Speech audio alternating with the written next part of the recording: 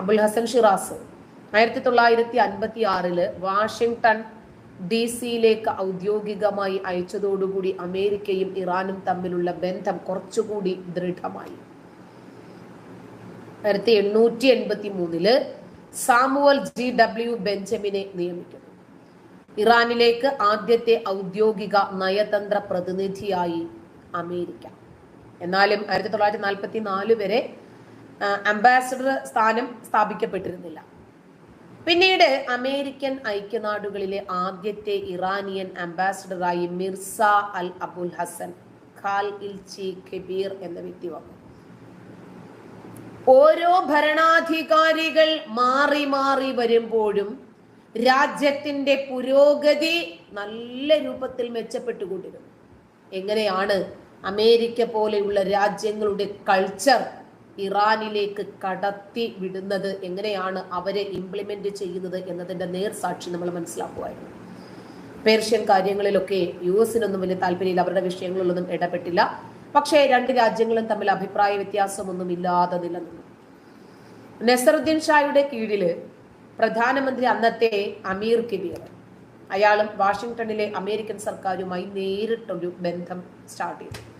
19ാം നൂറ്റാണ്ടിന്റെയൊക്കെ അവസാനമായ സമയത്ത് Persian Gulf മുതൽ ഏതാണ്ട് ടെഹ്റാൻ വരെ ഒരു റെയിൽവേ സംവിധാനം വരെ ഏർപ്പെടുത്താനുള്ള അമേരിക്കൻ കമ്പനിയുമായിട്ടൊരു ചർച്ച ഇങ്ങനെ നടന്നു. കാരണം അതായത് ഈ രണ്ട് രാജ്യങ്ങളും തമ്മിൽ നിങ്ങൾ ജൂതനാണ്, നിങ്ങൾ ക്രിസ്ത്യാനിയാണ്, എന്റെ മതത്തിന്റെ അടിസ്ഥാനത്തിൽ നിങ്ങൾ കൊല്ലപ്പെടേണ്ടവനാണ് എന്ന അന്നൊന്നും ഇറാൻ ഭരണകൂടത്തിന് അഭിപ്രായമുണ്ടായിരുന്നില്ല.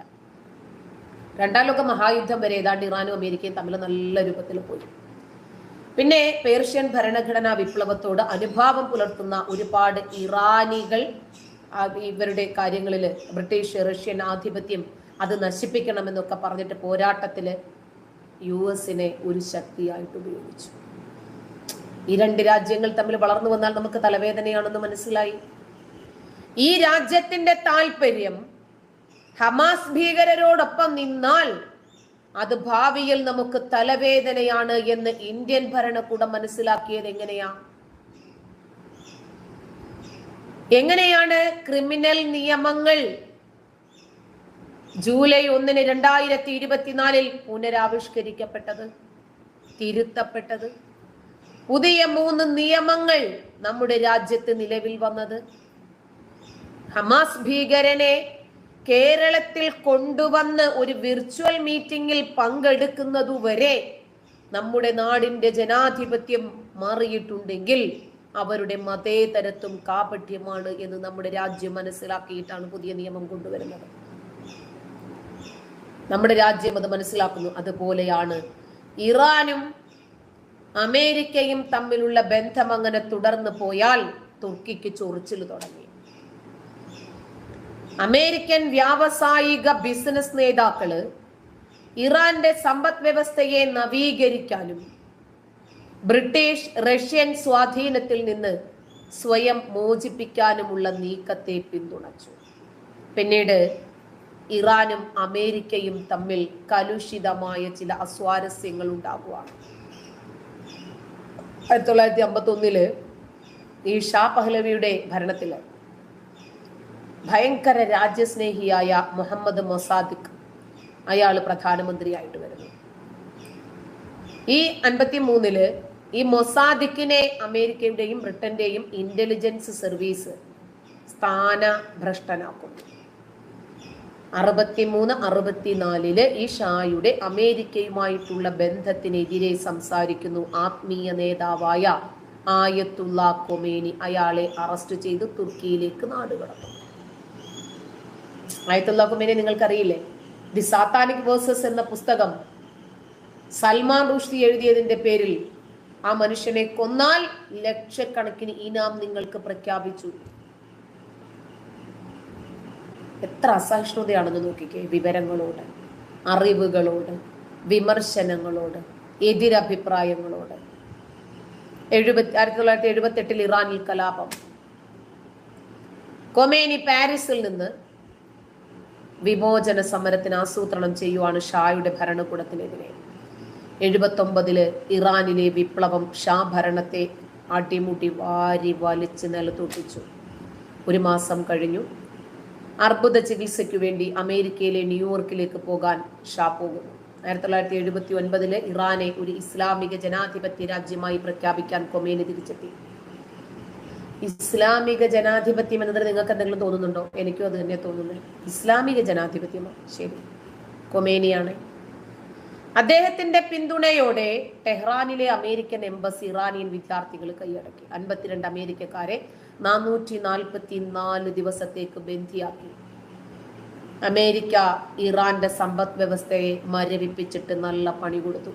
നല്ല സ്നേഹത്തിലും ഐക്യത്തിലും പോയിരുന്ന 2 രാജ്യങ്ങൾ വളരെ പെട്ടെന്നാണ് അടിച്ചു പിരിയുന്നത്. അവിടെ കടന്നു വന്നത് മതമാണ്.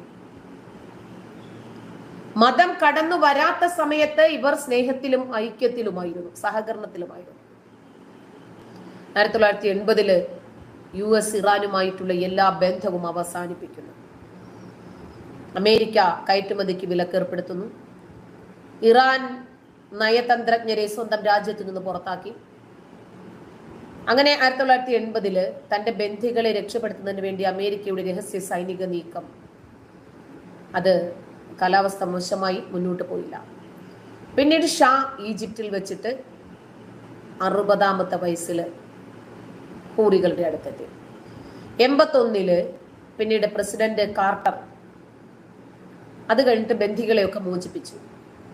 US ഇറാന് നഷ്ടപരിഹാര കോടതി ഹേഗില് സ്ഥാപിക്കപ്പെടുന്നു. 2 രാജ്യങ്ങൾ തമ്മിലുള്ള ഐക്യം വീണ്ടും പുനഃസ്ഥാപിക്കാനുള്ള ശ്രമങ്ങൾ നടക്കുക. ബന്ധികളെ മോചിതരാക്കുന്നതിന് വേണ്ടി ആയുധങ്ങൾ നൽകി ഇറാന്റെ സഹായത്തോടെ ലെബനനിൽ നിന്ന് അഭയാർത്ഥികളെ മോചിപ്പിക്കുന്ന വിവരമാണ് പിന്നീട് മാധ്യമങ്ങളിലൂടെ പുറത്തു വരുന്നത്. അമേരിക്കൻ പടക്കപ്പലായ വിൻസെൻസ് അബദ്ധത്തില് ഒരു ഇറാനിയൻ വിമാനത്തെ വെടിവെച്ച് വീഴ്ത്തി 290 പേർക്ക് പരിക്കേറ്റു, ജീവൻ നഷ്ടപ്പെട്ടു. അത് വലിയ വിവാദമായി വീഴുന്നത്. അങ്ങനെ ആയത്തുള്ള ഖൊമേനി 89 ഹൂറികളുടെ അടുത്തെത്തുന്നു. അദ്ദേഹത്തിന് പകരം വന്ന ആയത്തുള്ള അലി ഖൊമേനി രാഷ്ട്രത്തിന്റെ ആത്മീയ നേതാവായി. പിന്നീട് വിഷയം കലുഷിതമായി. അമേരിക്കയിലെ ക്ലിന്റൺ ഭരണകൂടം ഇറാനെ ഒറ്റപ്പെടുത്താൻ വേണ്ടിയിട്ടുള്ള എല്ലാ ശ്രമങ്ങളും തുടർന്നു. ക്രമസമാധാനത്തിനും ഭീകര പ്രവർത്തനങ്ങൾക്കും കാരണം ലോകത്ത് സ്പ്രെഡ് ചെയ്യുന്ന ഭീകരത ഇറാൻ ഉൽപ്പാദിപ്പിക്കുന്നതാണ് എന്ന് അമേരിക്കയ്ക്ക് മനസ്സിലായി. അങ്ങനെ ക്ലിന്റൺ പുതിയ നിയമ നടപടിയിൽ ഒപ്പുവെച്ചു. ഈ നിയമപ്രകാരം ഇറാനും ലിബിയയുമായി വാണിജ്യം പുലർത്തുന്ന വിദേശ കമ്പനികളുടെ മേൽ അമേരിക്ക ഉപരോധം ഏർപ്പെടുത്തി. ലോകത്ത് നിന്ന് ഭീകരതയെയും തീവ്രവാദത്തെയും മത ആധിപത്യത്തെയും ഉന്മൂലനം ചെയ്യാൻ അമേരിക്ക എടുക്കുന്ന എഫേർട്ടാണ് നമ്മൾ മനസ്സിലാക്കുന്നത്. അങ്ങനെ ആത്മീയ നേതാവായ മുഹമ്മദ് ഖാത്തമി ഇറാന്റെ രാഷ്ട്രപതിയായി. പുതിയ ഭരണത്തിൽ ക്ലിന്റണ് വലിയ ഒരു പ്രതീക്ഷയുണ്ടായിരുന്നു. പക്ഷേ മതമാണല്ലോ അവരുടെ തലച്ചോറിൽ. അതുകൊണ്ട് തന്നെ ഇറാൻ ഭീകര പ്രവർത്തനങ്ങളെ പ്രോത്സാഹിപ്പിക്കുന്നിടത്തോളം കാലം ഇറാനുമായി ഞങ്ങൾക്കൊരു ബന്ധമില്ല എന്ന് ക്ലിന്റൺ കൂട്ടിച്ചേർത്തു. പാകിസ്ഥാനെയോ അഫ്ഗാനിസ്ഥാനെയോ സിറിയയെയോ തുർക്കിയെയോ ഞങ്ങൾ സഹായിക്കാം എന്ന് ഇന്ത്യ പറഞ്ഞു. നിങ്ങളുമായി വിശ്വാസമില്ല, സഹകരണമില്ല, സഹായിക്കാം. എന്നാണോ പാകിസ്ഥാൻ ഭീകര പ്രവർത്തനങ്ങൾ അവസാനിപ്പിക്കുന്നത് അന്ന് ഇന്ത്യയുമായി നിങ്ങൾക്ക് സൗഹൃദം പങ്കിടാം. അതേ സാന്നിധ്യം തന്നെ, അങ്ങനെ അതേ നിയമ നടപടികൾ തന്നെയാണ് അന്ന് അമേരിക്കയും എടുത്തത്. ഇറാൻ പക്ഷേ നിർത്താൻ തയ്യാറായില്ല. പിന്നീട് സാംസ്കാരികപരമായിട്ടുള്ള ഒരു വിനിമയത്തിനൊക്കെ തയ്യാറാണെന്ന് ഖാത്തമി പറഞ്ഞു. പക്ഷേ ഈ ഭരണകൂടം വിനിമയത്തിനൊന്നും തയ്യാറായില്ല. അങ്ങനെ സന്ധി സംഭാഷണത്തിന് വേണ്ടി ശ്രമിക്കുന്നു. പക്ഷേ ഇറാന്റെ ഒരു രൂപത്തിലുള്ള നിയമങ്ങളും അംഗീകരിക്കാൻ അമേരിക്ക തയ്യാറായില്ല. അങ്ങനെ ക്ലിന്റൺ 1999 അമേരിക്കൻ കമ്പനികൾക്ക് തീവ്രവാദ രാജ്യങ്ങളാണ് എന്ന് അമേരിക്ക കണ്ടെത്തിയ ഇറാൻ, ലിബിയ, സുഡാൻ എന്നീ രാജ്യങ്ങളിൽ ഭക്ഷണ പദാർത്ഥങ്ങൾ, ചികിത്സാ വസ്തുക്കൾ എന്നിവ വിൽക്കാനുള്ള അനുമതി അനുമതിക്ക് വേണ്ടി ഒരു കരാർ ഉണ്ടാക്കുക. കാരണം അവരുടെ ഭീകരത കാരണം അവർ പട്ടിണിയിലായി, അവര് പരാജിതരായി. പക്ഷെ അതും മനുഷ്യരാണല്ലോ, മാനുഷിക പരിഗണനയാണ് എല്ലാ കാലത്തും ഇവരെ ചതിച്ചത്. അങ്ങനെ 2000 വിദേശകാര്യമന്ത്രി ആൽബർട്ട് ഇറാനിൽ നിന്ന് ഇറക്കുമതികൾക്കൊക്കെ വിലക്ക് ഏർപ്പെടുത്തിയതൊക്കെ പിൻവലിച്ചു. 53 ഭരണ അട്ടിമറിയിൽ അമേരിക്കയുടെ സാന്നിധ്യം സമ്മതിച്ചു. അങ്ങനെ ഇറാനും അമേരിക്കയും തമ്മിൽ പരസ്പരം കണ്ട് ക്ഷമാപണം നടത്തി വീണ്ടും ഒരുമിച്ച് പോകാൻ തയ്യാറാകുന്നു. 2002 അമേരിക്കയുടെ രാഷ്ട്രതലവൻ ജോർജ് ബുഷ് ആണ് ഇറാഖ്, നോർത്ത് കൊറിയ, ഇറാൻ ഇതിനെയൊക്കെ ചേർത്ത് ഒരു ദുരാചാരത്തിന്റെ അച്ചുതണ്ട് എന്നാണ് അമേരിക്ക അന്ന് അവരെ വിശേഷിപ്പിച്ചത്. ഭരണഘടനാ ലംഘനവും മനുഷ്യത്വ വിരുദ്ധമായ ആശയങ്ങളും മാത്രമായിരുന്നു അവർ നടത്തിയിരുന്നത്. അതേ രൂപത്തിൽ തന്നെയല്ലേ ഇന്നും അവര് പോകുന്നത്. 2013 എത്തുന്ന സമയത്ത് ഇറാന്റെ പുതിയ രാഷ്ട്രതലവനായ ഹസൻ റുഹാനി ഭരണത്തിൽ വന്നു. ഒരു മാസമൊക്കെ മുന്നോട്ട് പോയിട്ടുള്ളൂ. പിന്നീട് ബരാക് ഒബാമയുമായിട്ട് ഫോണിൽ സംഭാഷണം നടത്തി. ഇറാനുമായിട്ടുള്ള പ്രശ്നങ്ങൾക്ക് 30 വർഷങ്ങൾക്ക് ശേഷം വീണ്ടും ഒരു സംഭാഷണം നടത്തുന്നു, സന്ധി സംഭാഷണം. അത് വിജയിച്ചു.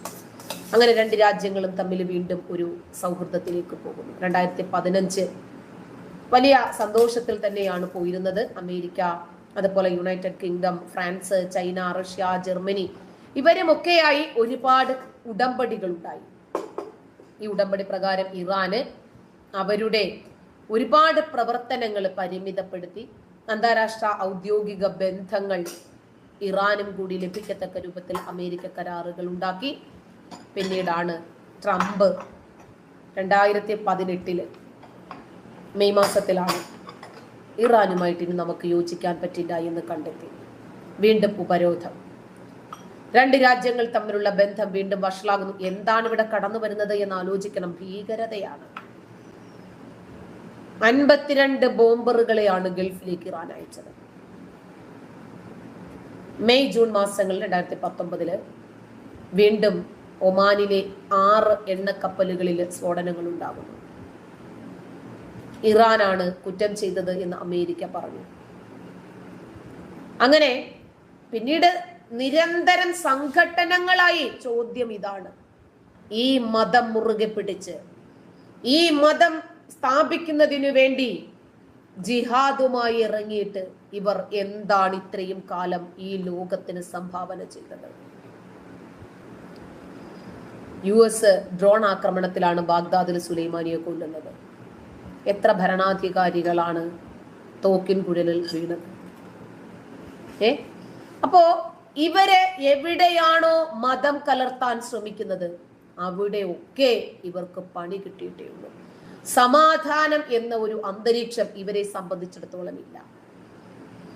ഈ ഇറാന്റെ പിന്തുണയോടെ ഇന്ന് പ്രവർത്തിച്ചു കൊണ്ടിരിക്കുന്ന യമനിലെ ഹൂതികൾക്കും യമൻ സൈന്യത്തിനും ഇറാൻ തന്നെ ഇങ്ങനെ സ്ക്രൂ കൊടുത്തു വിടുന്ന ഹമാസ് ഭീകരർക്കും നമ്മുടെ രാജ്യത്തിരുന്ന് ഐക്യദാർഢ്യം പ്രകടിപ്പിക്കാൻ, അവർക്ക് പിന്തുണ പ്രഖ്യാപിക്കാൻ എത്ര കൊല്ലങ്ങൾക്ക് മുമ്പ് പേർഷ്യ മുതൽ ഇന്നത്തെ ഇറാൻ അടക്കം എല്ലാ കാലഘട്ടത്തിലും ഭീകരതയും തീവ്രവാദവും കൊള്ളയും കൊലയും യുദ്ധവും മാത്രം കൈമുതലാക്കി വച്ചിരുന്ന ഈ രാജ്യത്തോട് അനുഭാവം പ്രകടിപ്പിക്കുക എന്ന് തന്നെയല്ലേ ഈ സ്വതന്ത്ര ഭാരതം മനസ്സിലാക്കേണ്ടത്? അപ്പൊ നമ്മുടെ നാടിന്റെ ഐക്യം ആരോടൊപ്പമാണ്? എല്ലാ കാലഘട്ടത്തിലും ലോകത്തോട് രക്തച്ചൊരിച്ചിലുകൾക്കു മാത്രം പ്രേരിപ്പിച്ചിട്ടുള്ള ഇവരെ എങ്ങനെയാണ് ഇനിയും നമ്മൾ ഉൾക്കൊള്ളുന്നത് എന്നതാണ് ഇന്ത്യയുടെ ചോദ്യം. ഇറാൻ കഴുകന്മാരാണ്. അവർക്ക് ഈ 2 രാജ്യങ്ങളെയും തമ്മിലടിപ്പിച്ച് ചോര കുടിക്കണം. ഈ ഒരൊറ്റ ലക്ഷ്യമേ അവരെ സംബന്ധിച്ചിടത്തോളം ഉള്ളൂ. ഇറാൻ വിപ്ലവം നമുക്കറിയാം 1979. അതിനുശേഷം സ്ഥാപിതമായ ഇറാനിയൻ സായുധ സേന, ആയത്തുള്ള ഖൊമേനി, അയാൾ ഇതുവരെ ആ രാജ്യത്ത് കൊണ്ടുവന്നിട്ടുള്ള ഇസ്ലാമിക നിയമ പരിഷ്കാരങ്ങൾ നമുക്കറിയാം. ഒരു മുടി കണ്ടാൽ അവളെ കൊന്നേക്കണം. തട്ടമൊന്നു മാറിയാൽ, ഒറ്റയ്ക്ക് യാത്ര ചെയ്താൽ, എന്തിനേറെ വിദ്യാഭ്യാസത്തിനു വരെ വിലക്കുകൾ, സഞ്ചാരത്തിന് വിലക്കുകൾ. ഓരോ പെൺകുട്ടിയുടെയും പിന്നാലെ സദാചാര പോലീസ് നടക്കുകയാണ് ഡിജിറ്റൽ ക്യാമറയുമായി. ഇവര് ഈ ലോകത്ത് എന്താണ് സംഭാവന ചെയ്യുന്നത്? ഇസ്ലാമിക് റിപ്പബ്ലിക്കിന്റെ ഇറാൻ ഭരണഘടന തന്നെ ഇറാനിയൻ സമൂഹത്തിന്റെ സാംസ്കാരിക, സാമൂഹിക, രാഷ്ട്രീയ, സാമ്പത്തിക സ്ഥാപനങ്ങളെ ഇസ്ലാമിക തത്വങ്ങളും മാനദണ്ഡങ്ങളും അടിസ്ഥാനമാക്കി മുന്നോട്ട് കൊണ്ടുപോകുന്നു എന്ന് ഇറാൻ ജനതയ്ക്ക് പോലും അഭിപ്രായമില്ല. കാരണം ആ രാജ്യത്തിന്റെ വളർച്ചയ്ക്ക് വിപരീതമായി ചലിക്കുകയാണ് ആ രാജ്യത്തിന്റെ ഭരണകൂടം എന്ന് തന്നെയാണ് ജനങ്ങളും പറയുന്നത്. ഇറാനിലെ വിദ്യാഭ്യാസം കേന്ദ്രീകൃതമാണ്. നമുക്ക് നമ്മുടെ രാജ്യത്തെ വെച്ചിട്ട് ഇവരെ ഒന്നും കമ്പയർ ചെയ്യാൻ പോലും പറ്റില്ല. അതായത് ഇവര് 6-ാം നൂറ്റാണ്ടിന്റെ മതനിയമം ലോകത്തോട് അടിച്ചേൽപ്പിക്കാൻ ശ്രമിക്കുവാണ്. അതുകൊണ്ടാണ് ഇവർക്കൊരിക്കലും മനുഷ്യന്മാർക്കൊപ്പം നിൽക്കാൻ സാധിക്കാതെ പോകുന്നത്. അതുകൊണ്ടാണ് ഇവർക്ക് മതത്തിനൊപ്പം നിൽക്കാൻ സാധിക്കുന്നത്. ലോകം മുഴുവനും ഇസ്ലാം മതത്തിന്റെ കീഴിലാക്കുക എന്നതാണ് ഞങ്ങളുടെ ലക്ഷ്യമെന്ന് പ്രഖ്യാപിച്ച ഗാസയിലെ ഹമാസ് ഭീകരവാദികൾക്കൊപ്പം നിൽക്കാൻ കേരളത്തിന്റെ ഒരു വിഭാഗം ഹമാസ് പ്രേമികൾക്ക് സാധിക്കുന്നുണ്ടെങ്കിൽ, ഇസ്രായേൽ എന്ന രാജ്യത്തെ എന്തുകൊണ്ടാണ് ഇന്ത്യ മഹാരാജ്യം പിന്തുണച്ചത് എന്നതിന്റെ ചരിത്രം അറിഞ്ഞോ അറിയാതെയോ വിസ്മരിക്കപ്പെടുന്നത് കൊണ്ടാണ്. ഗാസയിലെ ജനതയുടെ ഉത്തരവാദിത്വം, അവരുടെ സംരക്ഷണം, അവരുടെ ക്ഷേമം, അവരുടെ ജീവനും സമ്പത്തിനും ഒരു രൂപത്തിലുള്ള വിഘാതവും സൃഷ്ടിക്കാതെ നോക്കാനുള്ള ബാധ്യത ആർക്കായിരുന്നു? ഹമാസിനായിരുന്നു. ഒക്ടോബർ 7-ാം തീയതി വീണ്ടും ആവർത്തിക്കുമെന്ന് ഹമാസ് ഭീകരർ ഭീഷണി മുഴക്കുമ്പോൾ ഇസ്രായേൽ എന്ത് ചെയ്യണം? ഇസ്രായേൽ പോരാടിയത് ഹമാസിന് നേരെ മാത്രമായിരുന്നില്ല, ഇസ്രായേലിനു വേണ്ടി മാത്രമായിരുന്നില്ല, ലോക സമാധാനത്തിനു വേണ്ടിയായിരുന്നു. ലോക സമാധാനം സ്ഥാപിക്കപ്പെടണമെങ്കിൽ ഹമാസ് ഭീകരർ ഇല്ലാതായേ മതിയാകുമായിരുന്നുള്ളൂ. നമുക്ക് ഒരുപാട് വിഷയങ്ങളിലേക്കൊന്നും പോകാതെ തന്നെ നമുക്ക് കാര്യം മനസ്സിലാക്കാൻ സാധിക്കും. തസ്ലീമ നസ്രീൻ ഇസ്ലാമിനെ വിമർശിച്ചു, അത്രേ ഉള്ളൂ തെറ്റ്. അതായത് തസ്ലീമ നസ്രീനെയും അള്ളാഹുവിന്റെ 3 പുത്രിമാരെ കുറിച്ച് എഴുതിയ, പിശാചിന്റെ വചനങ്ങൾ ഖുർആനിൽ ഉണ്ട് എന്ന് സ്ഥാപിച്ച സൽമാൻ റുഷ്ദി, ഇവരെയൊക്കെ ഇവർ കൊല്ലാൻ നടക്കും. ഈ ഇസ്ലാം മത ഭീകരം, നമ്മൾ വിചാരിക്കരുത് ഹമാസ് എന്ന പേരിൽ മാത്രമാണ് ഭീകരതയുള്ളത് എന്ന്. അല്ല, ഹമാസിനെ പിന്തുണയ്ക്കുന്ന ആളുകളുടെ മനസ്സും നമ്മൾ കാണാതെ പോകരുത്. ആയിരക്കണക്കിന് സ്ത്രീകളെയും കുട്ടികളെയും ഈ രൂപത്തിൽ കൊല്ലുകയും ലൈംഗിക വൈകൃതങ്ങൾ കാണിക്കുകയും ചെയ്യുന്ന ഇവരെ പിന്തുണയ്ക്കാൻ സാധിക്കുന്ന നമ്മുടെ നാട്ടിലെ ഒരു പറ്റം ജനങ്ങളുടെ മനസ്സും ഹമാസ് പോലെ തന്നെയാണ്.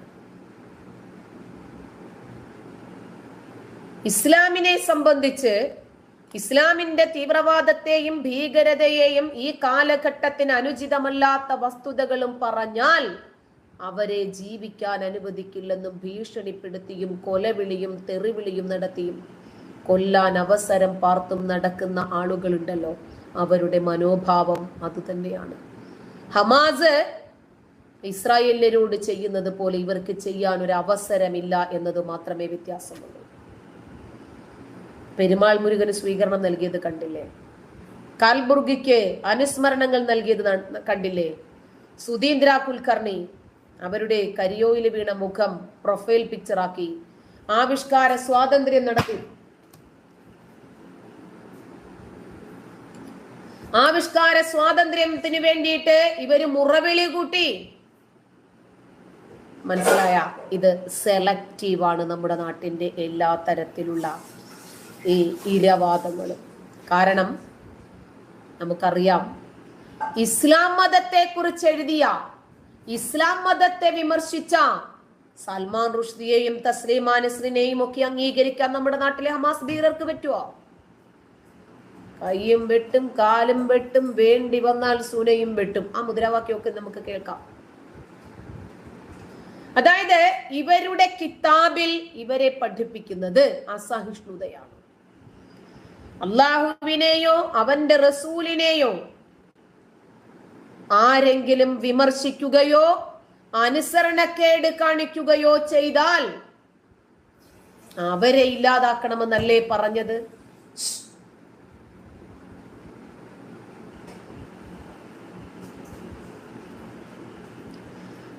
അതായത് അള്ളാഹുവിനെയും അള്ളാഹുവിന്റെ റസൂലിനെയും എങ്ങനെയാണോ ഒരു മുസ്ലിം അംഗീകരിക്കുന്നത്, എങ്ങനെയാണോ ഒരു മുസ്ലിം പിൻപറ്റുന്നത്, അതുപോലെ തന്നെ ലോകത്തുള്ള മുഴുവൻ മനുഷ്യരെ കൊണ്ടും നിങ്ങൾ പിൻപറ്റിപ്പിക്കണം.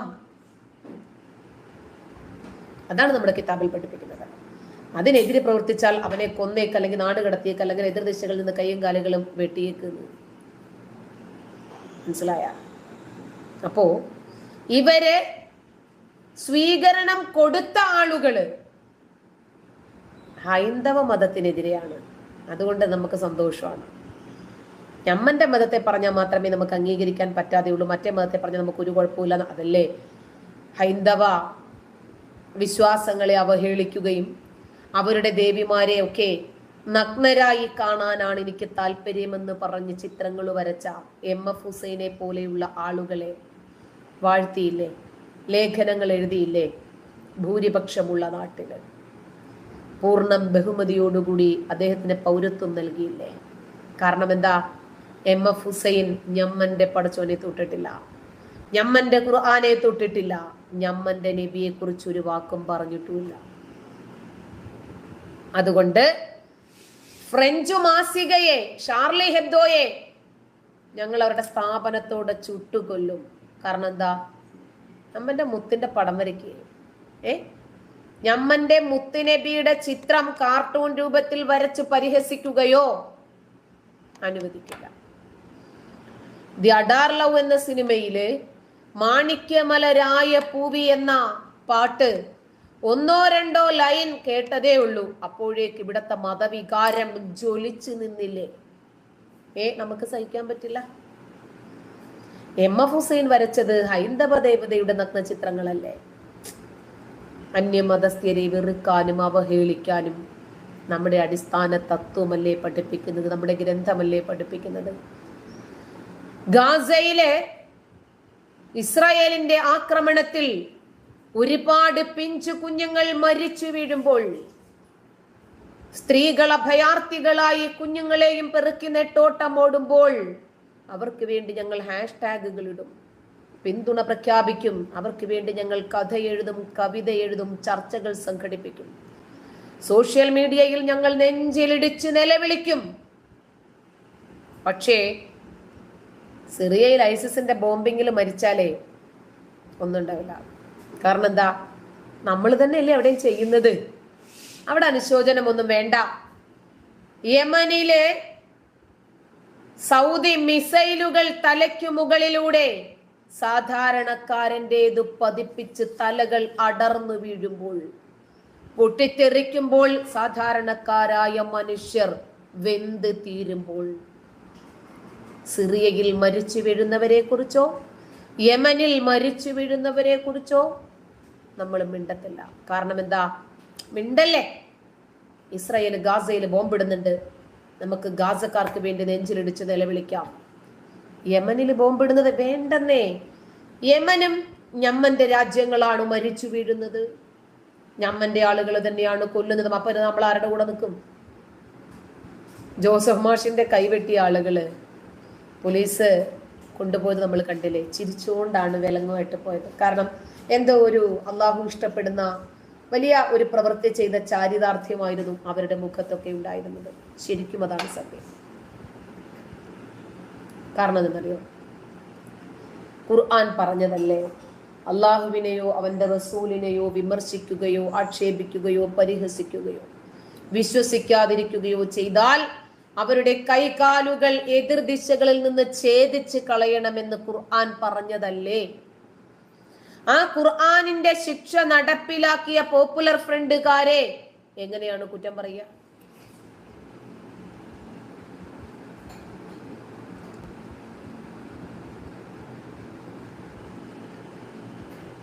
അവര് ചെയ്തത് ഖുർആനിക നിയമമാണ്.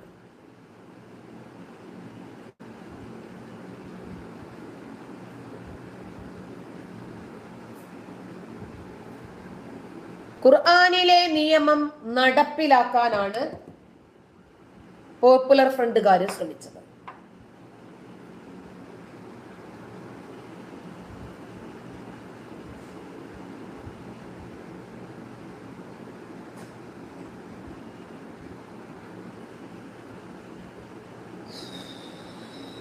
ഈ സത്യമൊക്കെ പറയുമ്പോൾ ഒരുപാട് പേര് കുരുക്കൾ പൊട്ടിക്കാൻ ആവശ്യങ്ങള്.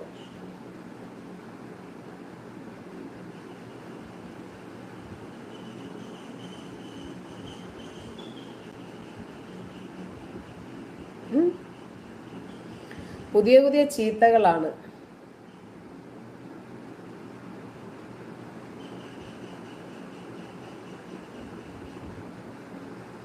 ഇവരെ ചീത്തകൾ മാത്രം പഠിക്കുകയും പഠിപ്പിക്കുകയും ചെയ്യുന്ന ഏതോ സ്ഥാപനങ്ങളുണ്ട് എന്ന് തോന്നുന്നു ഇവർക്ക്.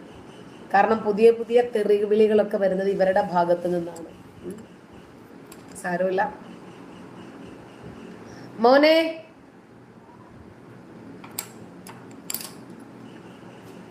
ആ ചെറിയ നെസ്കഫെ എടുക്കുന്നതിനകത്ത് പോരാ, അതിട. ഇപ്പൊ ജോസഫ് മാഷിന്റെ കൈ വെട്ടിയ സമയത്ത് അദ്ദേഹത്തെ ഇരയാക്കപ്പെട്ടു. അപ്പോഴും വേട്ടക്കാർക്ക് വേണ്ടി നിലകൊണ്ട ഒരു കൂട്ടം മനുഷ്യരെ കുറിച്ച് നിങ്ങൾ കണ്ടിരുന്നോ? അല്ലാഹുവിന്റെ റസൂലിനെ ഒരാള് വന്നിട്ട് അദ്ദേഹത്തോട് യുദ്ധം ചെയ്യാൻ വേണ്ടി വിളിച്ചപ്പോൾ അദ്ദേഹത്തിന്റെ മകൻ അവിടെ നിന്നിട്ട് വേണ്ട വാപ്പ എന്ന് പറഞ്ഞു. വാപ്പായോട് ഞാൻ യുദ്ധം ചെയ്യട്ടെ എന്ന് ചോദിക്കുന്നു. രണ്ടാമതും അദ്ദേഹത്തിന്റെ വാപ്പ വന്നിട്ട് ഈ മകന്റെ സാന്നിധ്യത്തിൽ റസൂലിനോട് യുദ്ധം ചെയ്യാൻ ചോദിക്കുന്നു.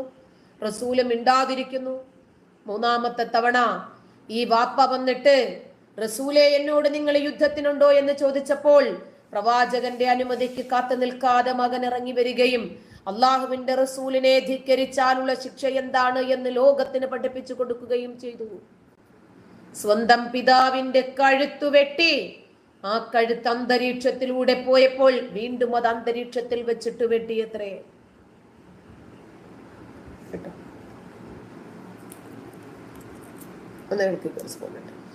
അന്തരീക്ഷത്തിൽ വെച്ച് വീണ്ടും വെട്ടുന്നു. ഇതാരാ പറയുന്നത്? അബ്ദുൽ നാസർ മദനിയുടെ തീവ്ര പ്രഭാഷണമാണ്.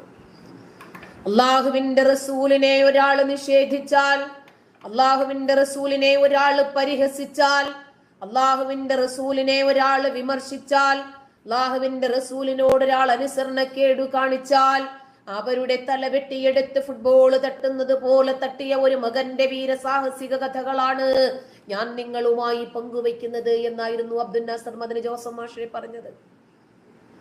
ഏതാനും പിച്ചത്തുട്ടുകൾ ശമ്പളമായി വാങ്ങുന്ന ഒരു എംബോക്കി പ്രൊഫസർ നമ്മുടെ പ്രവാചകനെ വിമർശിച്ചാൽ, നമ്മുടെ പ്രവാചകനോട് നിന്ന് കാണിച്ചാൽ നമ്മൾ കണ്ടോണ്ടിരിക്കരുത് എന്നായിരുന്നു അദ്ദേഹം ഈ കേരളക്കരയിൽ അന്ന് പ്രസംഗിച്ചത്.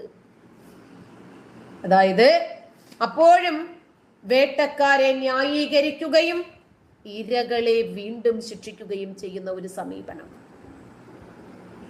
ഇത് മതേതരത്വമാണ്, കേരളത്തിൻ്റെത് മാത്രം. മനസ്സിലായ?